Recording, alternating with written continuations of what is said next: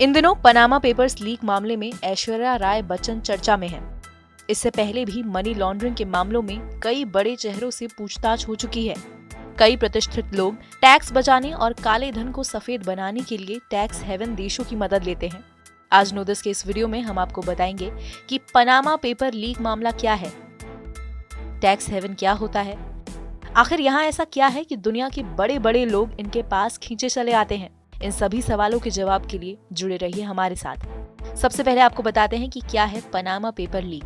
Panama मध्य America का एक देश है। साल 2016 में पनामा के लॉ फर्म के कागज लीक हो गए थे, जिसमें दुनिया के कई बड़े नेता, व्यापारी और फिल्म जगत से जुड़े लोगों के नाम सामने आए थे।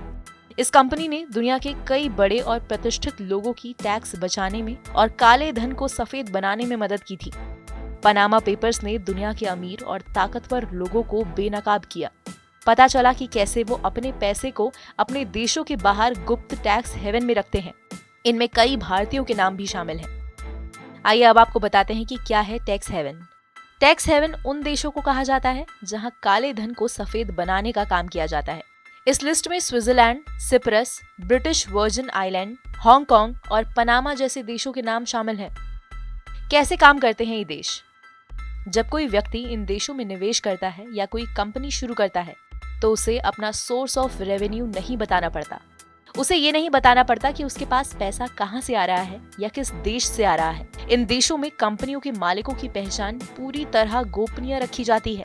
चाहे कुछ भी हो जाए, ये देश दूसरे देशों को इस बात की जानकारी नहीं देंगे कि किस कंपनी का कौन डायरेक्टर है या कौन इन्वेस्टर है।